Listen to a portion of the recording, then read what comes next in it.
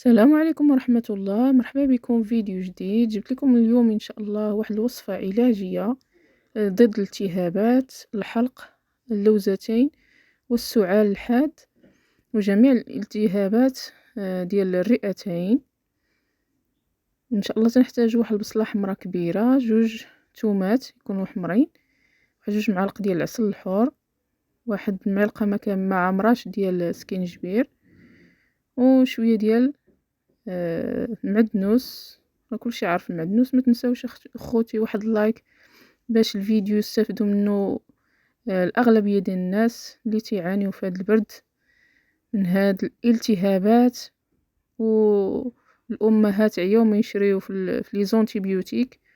هذا واحد الانتيبيوتيك منزلي ساهل التحضير وعنده واحد الفعاليه كبيره، تنتمنى تجربوه.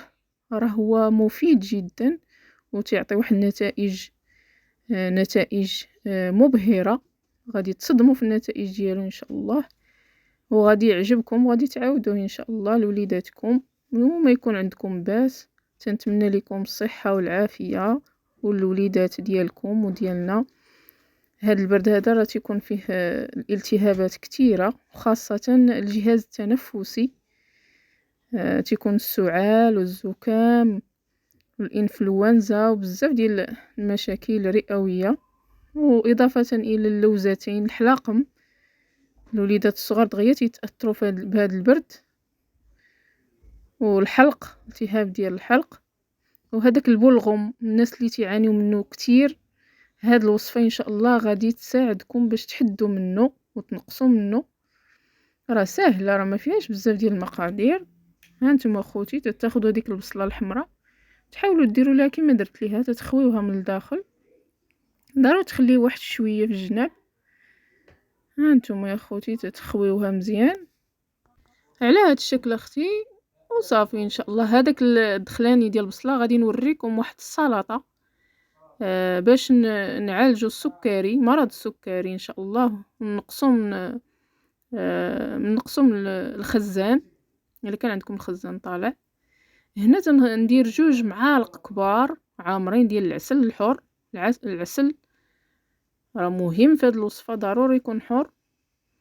وناخذ هذوك التومات، تومه تكون حمراء بلديه، وتتحاولي تقطعيها مزيان. وكما تتعرفوا اختي التومه راه واحد المضاد حيوي رهيب، مهمه الالتهابات، ونحاولوا نتناولوها بكثره، بالخصوص في هذا البرد هذا. حاولوا تناولوها بزاف وديروا الوجبات اللي تكون فيه التومه، تكون فيها التومه بزاف، راها مزيانه لهذا البرد وتتسخن الجسم، زوينه للاطفال والناس كاملين، بالخصوص الاطفال دابا اللي تيعانيو في هذا البرد هذا، حيت المناعه ديالهم تتكون هابطه. وهما والناس الكبار حتى هما تتكون المناعه ديالهم هابطه. نحاولوا ناكلوا الاغذيه اللي تطلع المناعه وتتحاول على الجسم ديالنا باش يبقى في اللياقه ديالو. هادو من ضمن الوصفات الجميله والعلاجيه، حيت كثرت شراء ديال المضادات الحيويه راه تتخلي الجسم ما يبقاش يخدم طبيعي، دائما تبقى عوال على الدوايات، على الادويه ديال المضادات الحيويه. نحاولوا نصنعوها في الدار بمكونات بسيطه وبمواد معروف عليها انها تتقاوم الالتهابات وتطردها من الجسم. هنا تنضيف هذيك المعلقه اللي ما كاملاش ديال سكينجبير، وإلا كان طري اختي طري تتاخذ واحد طريف صغير وتتقطعيه بحال الثومه بحال هكا، وتتخلطي داك الخليط بحال هكا على هذا الشكل. خلطيه مزيان يتجانسوا. العمليه سهله ولكن النتائج ديالها راه جربيها يا اختي، جربيها وردي عليا الخبر. صافي تتسديها بهذيك القفاله ديال هذيك، باش هذيك اللي قطعتي تحاولي تسديها باش ما يدخلش ليها الهواء، وتتخليها ابار واحد 12 ساعه 12 ساعة مينيموم.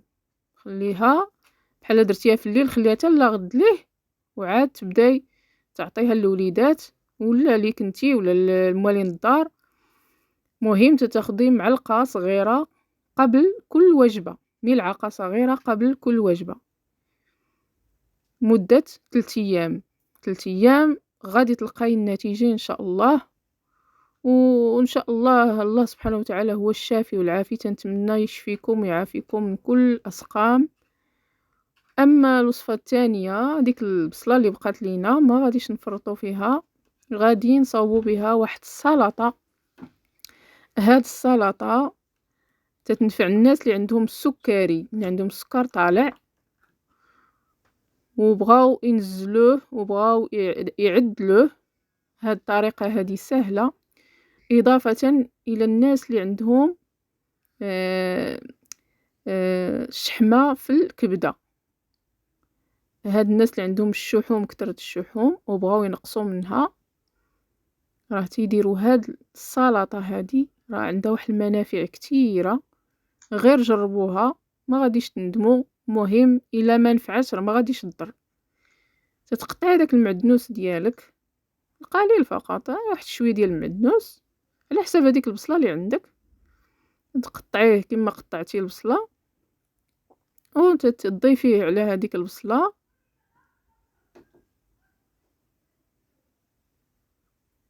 المعدنوس كما تنعرفوا راه غني بمواد مهمه للجسم، بالفيتامينات والمعادن. نحاولوا نتناولوا هاد المكونات. تنضيف هنايا واحد شويه ديال الملحه،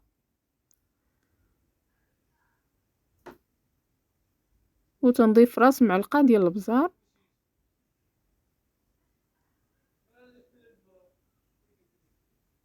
تنضيف ايضا واحد شويه ديال الخل، الا كان خل التفاح راه احسن. وتتخلطي هاد السلطه هذه، السلطه المفيده والرائعه صحيا. نحاولوا ندخلوها ضمن الوجبات ديالنا اليوميه، راها مهمه.